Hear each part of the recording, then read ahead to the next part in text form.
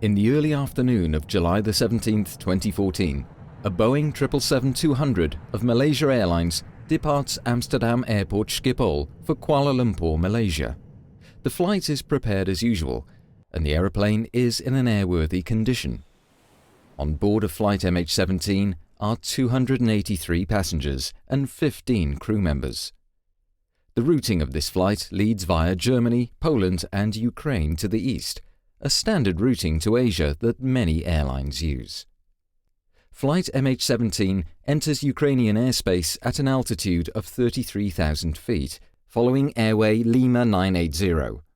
The crew diverts a short distance to the north to avoid some thunderstorms when returning to the airway in the eastern part of Ukrainian airspace. In this region, an armed conflict between the Ukrainian government and armed groups is in progress. Therefore, lower levels of the airspace are restricted for civil air traffic. Flight MH17 is routed above this restricted airspace to waypoint Romeo November Delta in the Russian Federation. Until that moment, the flight proceeds normally.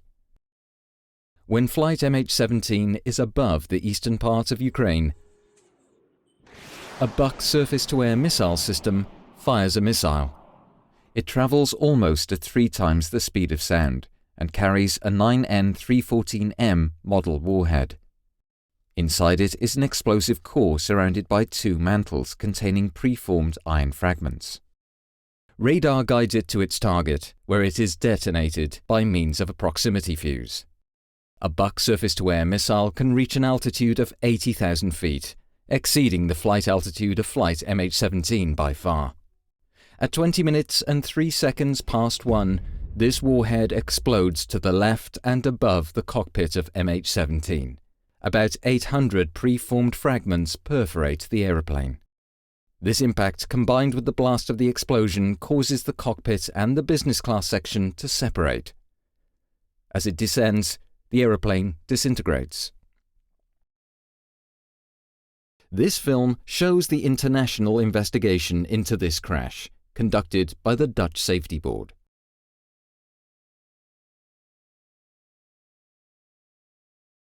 Flight MH17 disappeared from the radar at 20 minutes and 3 seconds past 1 UTC. Very soon, the first reports were made of wreckage falling down in the eastern part of Ukraine. In an area of about 50 square kilometers, 6 sites were identified where parts of the aeroplane came down. Wreckage of the cockpit and the forward section of the aeroplane crashed at the sites near Rozhipna and Petropavlivka. The aft and tail sections ended up about 8 kilometers eastwards, near the village of Grabov.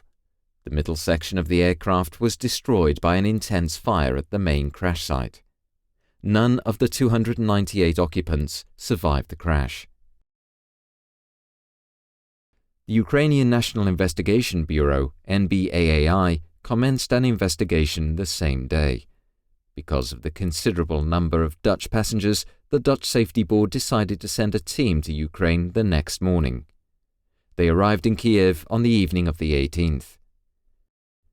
On July 23rd, Ukraine delegated the investigation to the Netherlands, and the NBAAI requested the Dutch Safety Board to conduct the investigation. This investigation was conducted according to the standards and recommended practices of ICAO, the United Nations International Civil Aviation Organization. The investigation consisted of accredited representatives of 7 states and initially started its work from Kiev. Later on, the investigation was continued from The Hague in the Netherlands. Chairman Joustra explains why the Dutch Safety Board conducted this investigation. The investigation established in detail the exact causes of the crash. It presents the facts and speculation is removed. An investigation contributes to aviation safety and will provide clarity to the relatives. Because of the large number of Dutch victims, we naturally wish to contribute to the investigation and to the causes of the crash. When we were asked to conduct the investigation, we were ready to do so. The investigation was made possible thanks, in part, to the efforts and expertise of representatives from the 6 participating countries. They met on several occasions and their input has contributed to the quality of the report. The crash site is located in an armed conflict area and access is very limited. Under escort of the OCSC, Ukrainian and Malaysian investigators and the Australian Federal Police were able to pay brief visits to the crash site the first days after the crash. There, many photographs could be taken. After that, it was not possible for investigators to visit the crash site until late autumn. Sections of the cockpit found on the crash site show damage indicating high-energy objects penetrating the aeroplane from the outside. The flight data recorders were handed over and the investigative team transported them to Farnborough in the United Kingdom to retrieve the data. Based on these first findings, the Dutch Safety Board published a preliminary report in September 2014. The first conclusions were: no abnormalities were found regarding the aeroplane or crew. No malfunction of any system or oral warning was recorded. Also, no distress messages were received by air traffic control. Radar data showed that no other aircraft was in such close proximity that a mid-air collision could have occurred.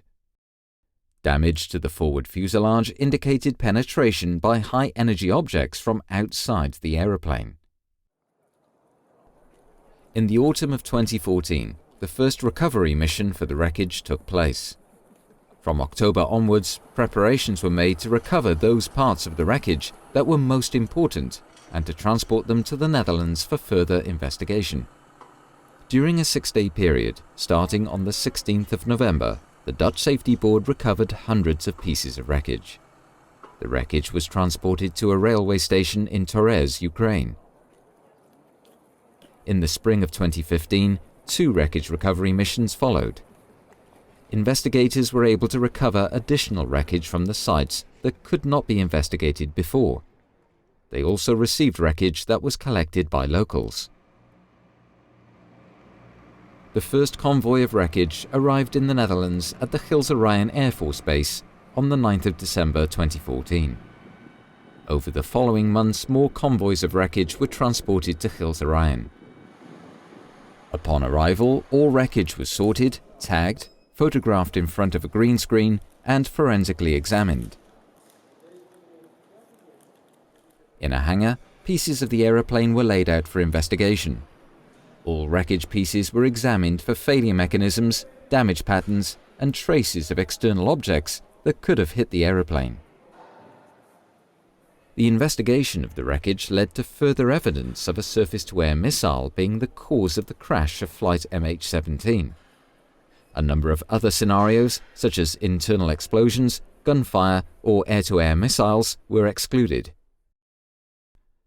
Based on the photographs of the wreckage, a 2-dimensional reconstruction was made to identify the position of wreckage on the aeroplane's grid. The major fractures were determined on the basis of the wreckage, the photo reconstruction, as well as the location where each part was found. At Gilse Ryan Air Force Base, the Dutch Safety Board made a 3-dimensional reconstruction of the forward section of the aeroplane. First, a frame matching the model of a Boeing 777-200 was built. Over a period of 3 months, the cockpit and the forward part of the business class were reconstructed. The parts were moved to their exact position and fixed in place. This reconstruction was made to validate and visualize the results of the investigation. It shows the overall picture and places various parts and damages in their context. Looking at the reconstruction, the impact pattern made by the high-energy objects is clearly visible.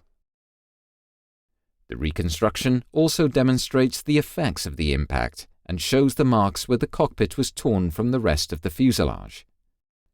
The high-energy objects that perforated the aeroplane were also found in the bodies of 3 crew members seated in the cockpit. The preformed fragments have distinctive shapes, cubic and bow-tie shaped, and were made of a ferrous metal. Some fragments had traces of aluminium and glass on them, proving that they had perforated the aeroplane from the outside. The 2 left windows of the cockpit particularly show perforation by preformed fragments. Many traces of explosives were found on pieces of wreckage. Also, certain traces of paint were found that match paint on parts of a missile that were recovered from the crash site and missile fragments found in the cockpit and the left wing. The retrieved fragments and traces of paint point to a missile carrying a specific type of warhead and launched by a Buck surface-to-air missile system. During the investigation, a number of computer simulations were conducted. These support the surface-to-air missile scenario. The detonation of a 9N314M model warhead was simulated to calculate a point of detonation as well as the damage that could be expected. The warhead exploded on a location in space less than 1 cubic meter to the left of and above the cockpit, spraying its fragments in a characteristic radial circular pattern originating from the missile. These patterns match the damage found on the reconstructed forward section of the fuselage. Further proof of the detonation position was found in the last milliseconds of the cockpit voice recorder. This contained recordings of 3 crew microphones and an overhead microphone in the cockpit on separate channels. During the final milliseconds, these microphones recorded a sound peak. Based on the difference in timing of the recordings of the sound peak on these 4 microphones, a direction could be calculated. Based on the investigation into the detonation of the warhead and the characteristics of both the Boeing 777 and the Buck surface-to-air missile, its possible flight paths were simulated. The calculated area from which the missile was launched measures about 320 square kilometers and is situated in the eastern part of Ukraine. Further forensic research is required to determine the launch location. Such work falls outside the mandate of the Dutch Safety Board. The investigation demonstrated that the aeroplane flew at an altitude of 33,000 feet, which is to say 10.1 kilometers. No abnormalities regarding the aeroplane or crew were found. The flight proceeded normally, and no malfunctions of any system or oral warnings were recorded. Also, no distress messages were received by air traffic control. Both flight recorders stopped abruptly at 13:20:03, and from that time, the flight crew of MH17 did not respond to air traffic control messages. Flight MH17 disappeared from the radar. The aeroplane was perforated by hundreds of high-energy objects shaped like cubes and bow ties. Many fragments were found in the bodies of the crew seated in the cockpit. Some of them had a bow tie or cubic shape. The left side of the cockpit area shows a characteristic damage pattern. Traces of explosives were found in the wreckage and on the missile fragments found. Paint on fragments found inside the wreckage matches paint on the recovered missile parts. The point of detonation was determined by the spray pattern on the cockpit and by simulations, and was confirmed by the recorded sound peak. The impact and blast resulted in the aeroplane's disintegration.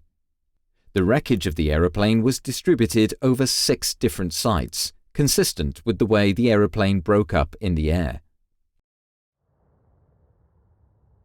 Based on these findings, the Dutch Safety Board concludes that Flight MH17 was downed by a 9N314M warhead carried on a 9M38 series missile as installed on a Buck surface-to-air missile system. Other scenarios were investigated and excluded. No other scenario can explain this combination of factors. The findings are conclusive and support each other based on multiple sources. To that end, we have been able to draw well-supported conclusions about the flight and the causes of the crash. The investigation of the wreckage has demonstrated that the aircraft was perforated at high speed by fragments coming from a specific location to the left and above the cockpit. There were indications of this early in the investigation, but the wreckage turned out to be important for verifying and further substantiating those indications.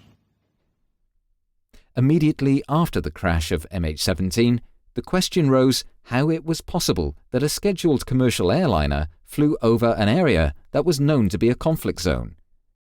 The armed conflict in Ukraine progressively expanded to the air, and several military aircraft had been shot down in the previous weeks. According to Ukrainian authorities, 2 of these aircraft were hit by more powerful weapons that reached higher than before, but none of the parties involved made any connection between the military developments and the possible risks posed to civil aviation. On June 6, 2014, a Notice to Airmen, or NOTAM, was issued by Ukraine to restrict the airspace over the eastern part of Ukraine up to flight level 260. This was done to protect military aircraft from ground attacks and to let them fly at a higher level. On July 14th, the restriction was raised to flight level 320. Airlines assumed that the unrestricted airspace above this level was safe. Most commercial airlines continued their flights over the region. On July 17th, until the airspace was closed, 160 commercial flights passed through this area. 3 other airliners were in close proximity of MH17 when it disappeared from the radar screens. All over the world there are areas where an armed conflict takes place while the airspace above those areas remain unrestricted. The risk resulting from flying over conflict areas is paid insufficient attention to by operators, authorities and aviation organizations all over the world. This needs to change. Ukraine had sufficient information to close the airspace to civil aviation prior to July 17. None of the parties involved recognized that the armed conflict in the eastern part of Ukraine would entail risks to civil aviation. Passengers should be able to trust the airline to have done everything possible to operate the flight safely. States should ensure that airspace will be closed if it's unsafe to civil aviation. In order to achieve that, information pertaining to risks and threats must be shared by countries and operators. When a civil aeroplane like Flight MH17 crashes, an international investigation on a large scale is set up and conducted according to international rules and standards.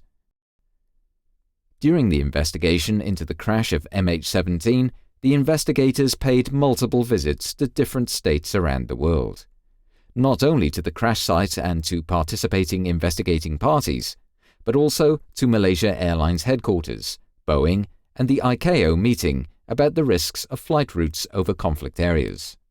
International investigators also visited the Netherlands to work at the Hague office or at the Gilserijen Air Force Base. The Dutch Safety Board organized 3 meetings with the international investigation team. This is in accordance with ICAO procedures. These meetings concerned the investigation into the cause of the crash. The wreckage was examined, and the progress and findings of the investigation were discussed. Another meeting focused on the decision-making process pertaining to flight routes above conflict zones. After consulting the accredited representatives of the participating states, the Dutch Safety Board came to the final report, the most important findings. Flight MH17 progressed normally until it was above the eastern part of Ukraine. At 1 p.m, a 9N314M warhead exploded to the left-hand side of the cockpit of Flight MH17. The missile was fired from a Buk surface-to-air missile system. The impact killed 3 people in the cockpit and caused structural damage to the forward section of the aeroplane, causing it to break up in the air. All 298 occupants lost their lives. Calculations have demonstrated that the missile's trajectory commenced somewhere in a 320 square kilometer area in the eastern part of Ukraine. The Russian Federation concurs with the conclusion that the crash was caused by the detonation of a warhead, but has reservations regarding the missile and warhead type. However, in our judgment, the arguments in the report overwhelmingly support the conclusions as presented.